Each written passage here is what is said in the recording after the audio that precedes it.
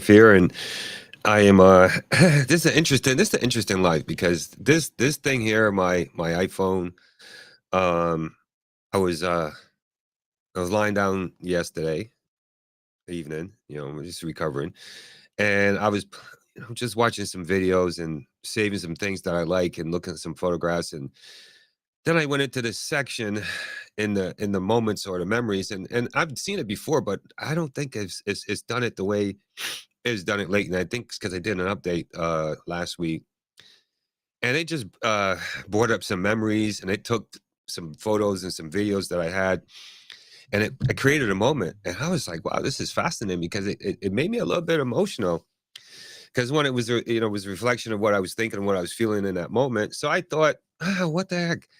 It was so fascinating. As a matter of fact, there's another one. I'm not going to show that one, but there's another one that it really was. I was like, wow, how amazing AI technology is, and the tech that they have in their phone nowadays to create moments like this. And uh, we all know back in the day of Polaroids and Kodak and having to develop film, we don't even do that now. I can't remember last time I even saw a canister of film, 35 millimeter film. I'm sure they still have it. And I'm sure there's still a good medium to take photographs, but now everything is digital. So I said, what the heck? Why not share some of my snapshot memories with you? Just to so you can see what is possible. So here we go.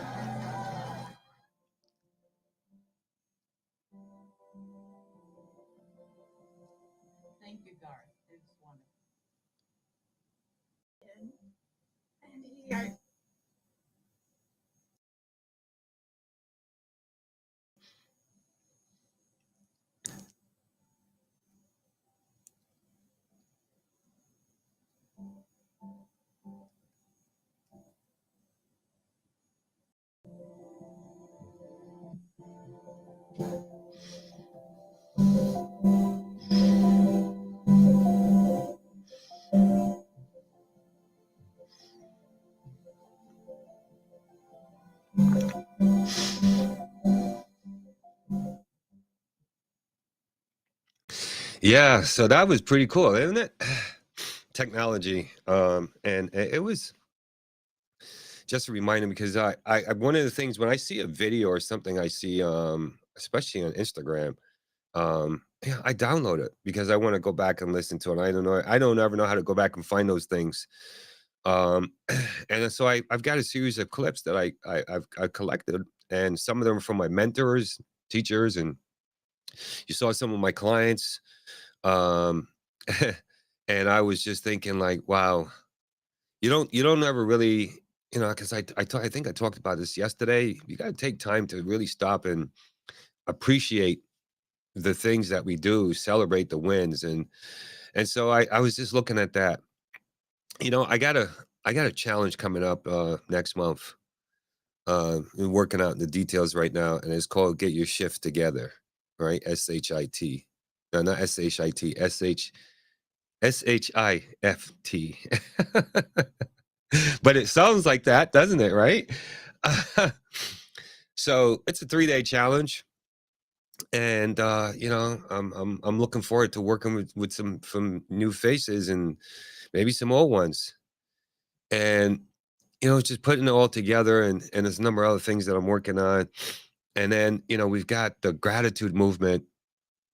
One of our board members sent me a video clip today of a man who had a vision for a church in Georgia. 30 years later, he people believed in his dream, and they've now got, I think, 6 campuses uh in the state, and lots of affiliations across the country. And I just really, it just really made me think, like,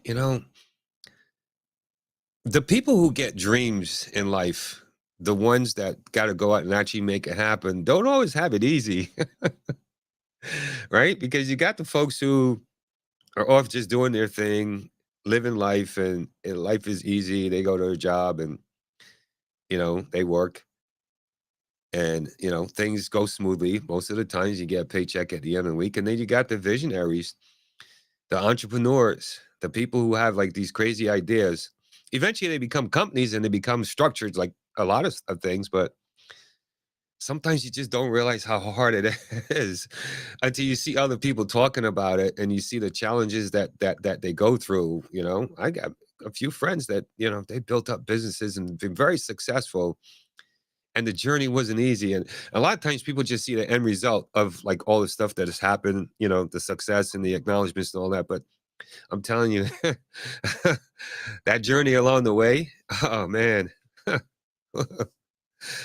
uh, it can be painful at times, right? So seeing that video, and thank you, Dorothy, for sharing that. It really inspired me. It just because this morning I was listening to people share their gratitude, and this one lady was thanking me for starting this daily gratitude movement, and um, which is pretty much almost not almost every single time I go into the space, every single time I talk to the team or I am with or members of the movement, the first thing they say is thank you for creating it. And the only reason I did it was because in that moment of my life where I was really having a challenge to find happiness and to find peace, dealing with a lot of inner turmoil, I started practicing gratitude from a challenge that Tony gave me, Tony Rodriguez. And I noticed, like after a few weeks, like I really started to feel a lot better. But I noticed even more when I went to I was working on my book, right? Yeah, this book here, Gratitude Transform. When I was working on this and I went back and I looked at the videos that I had done in my first Facebook Live back in 2019. I had never done live videos ever before. And I knew what was going on in my life at that time. And I watched those videos and I was thinking, dude, you seem really happy. And I was, but it was challenging as hell. Um, and so, rolling back to that time, I I had to make some changes. I had to make some shifts, and I just remembering like, man, if I could feel this good, why can't other people too? And I really became committed to the practice of gratitude, and that's when I really started to think, how can I share this with my friends? How can I share this with people that I know? And the technology didn't exist for me to do it the way I'm doing it now until the following year. And it really got a big assistance from the pandemic because people were around to join in, and it caught on.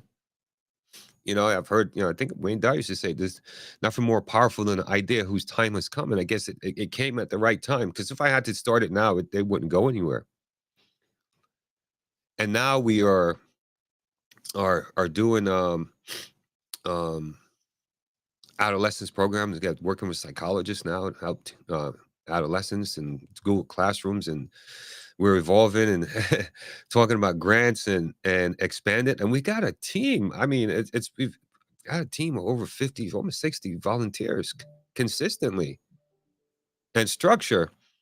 And when I look at the people who are involved, and because I've some of them have been with me for almost as long as we've been around, which is April 5th will be 4 years.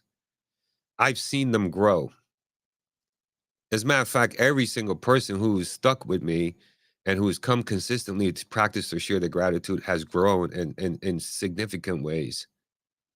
And we have some folks that have cerebral palsy. We call them handy able, and just to see them light up, looking forward to having an activity or a task to do, really really lights me up. It really fills me up. We have one guy. He's blind, and he opens up our clubhouse room every single day, and he posts all the messages so we can get it, and downloads, and does all these things. And I think that anytime a human being can give another person hope and can help them to feel good about themselves and give them something to look forward to, I think they're doing a good thing. And sometimes the reward of these things takes a little bit of time. Um, and there's a lot that we have to work through and push through, and there's still lots to do. But I'm really grateful that I started it, and the team and we keep continue to grow it, and it's just going to continue to get better and better. And that's the beauty of life. And so when I look at the videos, the photos that you just saw, and the acknowledgments, it just is a reminder that, to stick with it, to stay on task, stay on the path, and don't ever give up. Easiest thing in the world to do is to give up and to not not try anymore. So anyway, I wasn't planning to share that. I just wanted to share the video and just share the moments because it really filled me up and touched my heart. And I'm really grateful for that experience. So thank you. Have a wonderful day, and I'll see you soon. Bye.